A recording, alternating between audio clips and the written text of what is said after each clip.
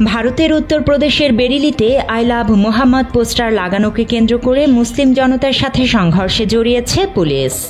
শুক্রবারের নামাজের পর শান্তিপূর্ণ বিক্ষোভে অংশ নেয় আন্দোলনকারীরা। এতে পুলিশ বাধা দিলে শুরু হয় সংঘর্ষ।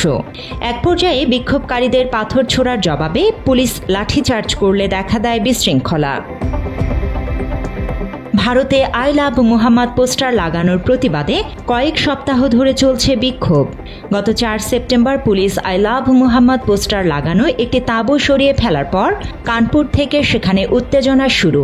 এর প্রতিবাদে স্থানীয় থানায় এফআইআরও দায়ের করেছে ধর্মীয় নেতারা। এছাড়া আরও জোরালো প্রতিবাদ জানাতেই সরকারের কাছে স্মারকলিপি জমা দেওয়ার আহ্বানও জানিয়েছে তারা।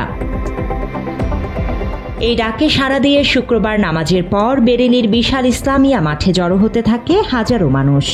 সময়ের সাথে সাথে মানুষের ভিড় বাড়তে থাকায় সেখানে বাড়ানো হয়েছে পুলিশি নিরাপত্তা। এ সময় মুসলিম উম্মার পক্ষ থেকে স্লোগান দিতে থাকে তারা। কিছু বিক্ষোভকারী পুলিশের দিকে পাথর ছুঁড়ে মারার অভিযোগ ওঠার পর পরিস্থিতি নিয়ন্ত্রণে লাঠিচার্জ করেছে পুলিশ।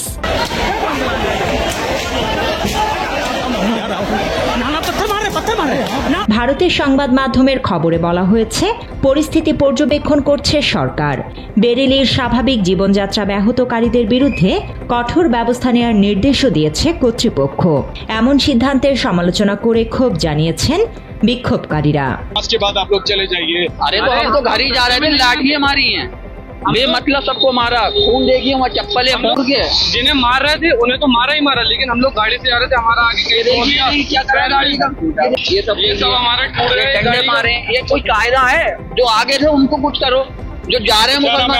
এর আগে 4 সেপ্টেম্বর কানপুরে ঈদে মিলাদুন্নবী মিছিলের সময় এই বিরোধ শুরু। সে সময় পথের ধারে একটি তাঁবুতে আই লাভ মোহাম্মদ পোস্টার লাগানো হয়েছে। এর বিরুদ্ধে 9 সেপ্টেম্বর 24 জনের বিরুদ্ধে মামলা দায়ের করেছে কানপুর পুলিশ। ঐতিহ্যবাহী তাঁবুটি সরিয়ে নতুন স্থানে স্থাপনের কথা উল্লেখ করা হয়েছে।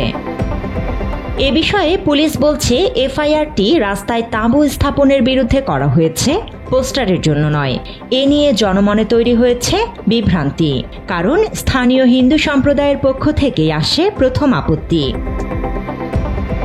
এই পরিস্থিতিতে পুলিশ শুরুতে মধ্যস্থতার চেষ্টা করে এবং ধর্মীয় মিছিলে প্রচলিত নিয়ম মানার নির্দেশ দেয়। তবে পোস্টার সরানো ও নতুন স্থানে বসানো নিয়ে উভয় পক্ষের মধ্যে অভিযোগ পাল্টা অভিযোগ তৈরি হয়েছে। মুসলিম সম্প্রদায়ের অভিযোগ, তাদের সাইনবোর্ড ছিঁড়ে ফেলা হয়েছে। অন্যদিকে হিন্দু পক্ষ একই অভিযোগ তোলে। পুলিশের মামলার কারণেও ক্ষোভে ফেটে পড়ে মানুষ। এরই মধ্যে এই বিক্ষোভ ছড়িয়ে পড়েছে ভারতের বিভিন্ন রাজ্যে। উত্তরপ্রদেশের কানপুর থেকে শুরু হয়ে উন্নাও, বেরেলি, কুশাম্বি, লখনৌ ও মহারাজগঞ্জ, এমনকি উত্তরাখণ্ডের কাশীপুর ও তেলেঙ্গানার হায়দ্রাবাদ পর্যন্ত ছড়িয়ে পড়েছে আই লাভ মোহাম্মদ লেখা কেন্দ্র করে মুসলিম সম্প্রদায়ের আন্দোলন। মাত্র 30% টাকায় জমির মালিক হয়ে নতুন বাংলাদেশের গড়ে তোলার স্বপ্ন দেখা বাংলা বসতি। গত শুক্রবার গুজরাটের গোধরা শহরে এ নিয়ে মুসলিম সম্প্রদায় ও পুলিশের মধ্যে সংঘর্ষ হয়েছে। অভিযোগ উঠেছে, এক সোশ্যাল মিডিয়া ইনফ্লুয়েন্সারকে শুধু আই লাভ মোহাম্মদ বার্তা সংবলিত একটি রিল বানানোর কারণে পুলিশ মারধর করেছে।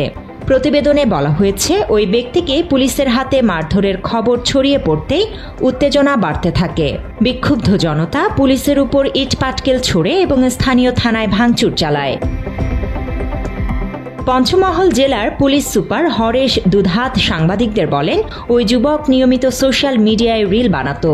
তাকে কেবল নবরাত্রির সময় কোনো উত্তেজনা ছড়াতে পারে এমন কন্টেন্ট থেকে বিরত থাকতে সতর্ক করা হয়েছিল। তবে ভুল বার্তা ছড়িয়ে বলা হয়েছে, ধর্মীয় পোস্টারযুক্ত একটি ভিডিওর কারণে তাকে পুলিশ মারধর করেছে। এর জেরেই ভিড় জমে বিশৃঙ্খলা তৈরি হয়েছে। পরে পরিস্থিতি নিয়ন্ত্রণে আনতে লাঠিচার্জ করেছে পুলিশ। তিনি আরও বলেন, লাঠিচার্জ শুধুই ভিড় ছত্রভঙ্গ করার জন্য ছিল। ভিড়ের ঠেলাঠেলিতে সামান্য আঘাত লাগতে পারে, তবে কেউ গুরুতর আহত হয়নি। বর্তমানে পরিস্থিতি শান্ত। শান্তি বজায় রাখতে আমরা ধর্মীয় নেতাদের সঙ্গে যোগাযোগ করেছি। এ ঘটনায় একটি পুলিশ ভ্যানে পাথর ছোড়া হয়েছিল, তবে দ্রুত অতিরিক্ত বাহিনী পৌঁছে গিয়ে পরিস্থিতি নিয়ন্ত্রণে আনে।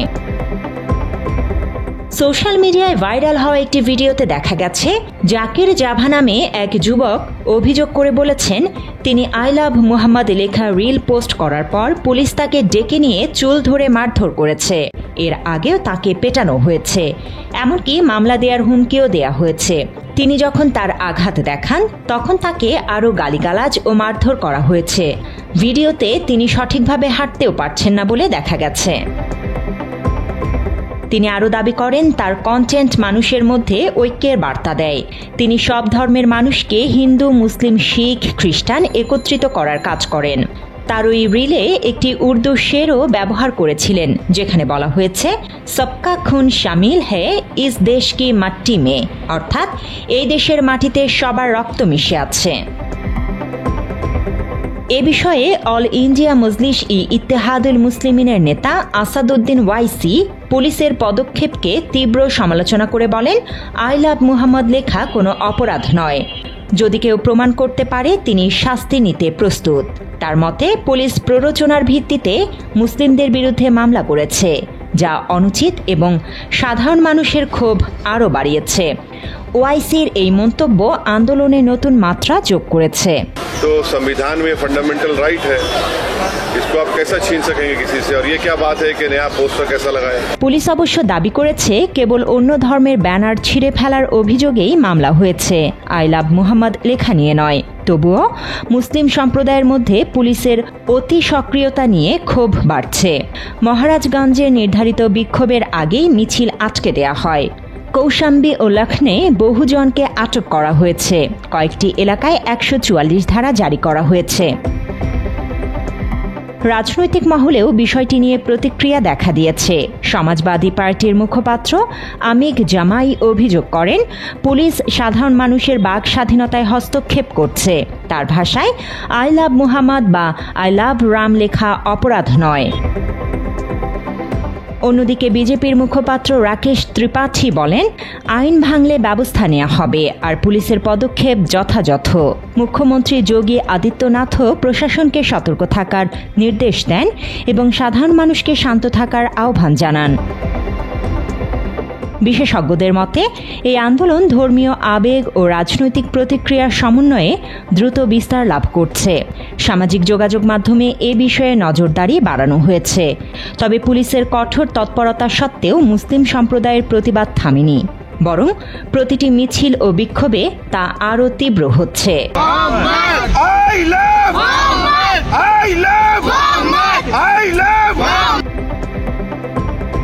Desk report, Bangla addition.